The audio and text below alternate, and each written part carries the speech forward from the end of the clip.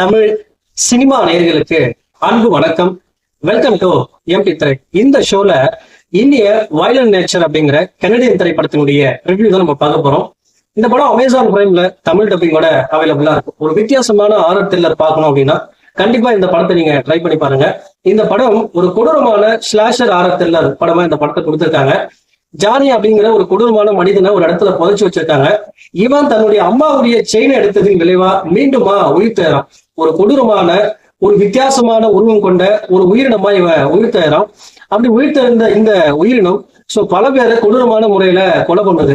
அப்போ இவன் பாத்தீங்கன்னா ஒரு கேங்கை தேடி போறான். அந்த கேங்க் யாரு, எதுக்காக அந்த கேங்கை தேடி போறான், அந்த கேங்க் இந்த கொடூரமான மனிதன் கிட்ட இருந்து உயிர் பறிச்சாங்களா இல்லையா அப்படிங்கிறத ரொம்ப கொடூரமான முறையில ரத்தம் தெறிக்க தெறிக்க சொல்லக்கூடிய திரைப்படம் தான் இந்திய வயலண்ட் நேச்சர். இந்த படத்தை பத்தி ஆலோசனம் அப்படின்னா, ஒரு பசுமையான, ஒரு அழகான, அமைதியான, இயற்கை நிறைந்த ஒரு இடத்துல ஒரு கொடூரமான உயிரினம் ஏலியன் மாதிரியான ஒரு உயிரினம் அட்டகாசம் பண்ணதுன்னா எப்படி இருக்கும்? அந்த மாதிரிதான் இருக்கும்.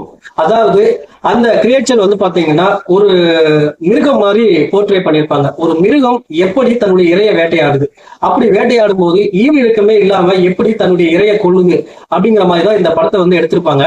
குறிப்பா அந்த கொடூரமான உயிரினம் பல பேரை ரத்தம் தெளிக்க தெளிக்க கொலை பண்ற காட்சிகள் இருக்கு இல்லையா, ராணஸுடைய உச்சக்கட்டம் அப்படின்னு சொல்லலாம்.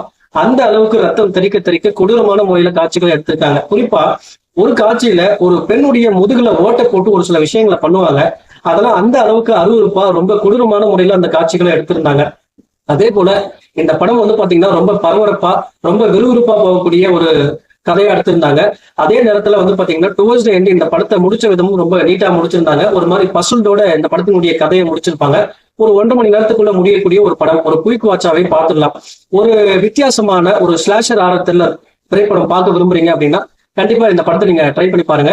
ஆனா இந்த படம் பாத்தீங்கன்னா இந்த படத்தினுடைய காட்சிகள் எல்லாமே ரத்தம் தெறிக்க தெறிக்க கொடூரமான முறையில் இருக்கு. அதனாலே பாத்தீங்கன்னா இந்த படம் very very strictly for adult. இந்த படத்துக்கு எம்பி திரை கொடுக்குற ரேட்டிங் பாத்தீங்கன்னா 5க்கு 3.5. அடுத்த ஒரு சந்தில சந்திக்கிறேன். நன்றி, வணக்கம்.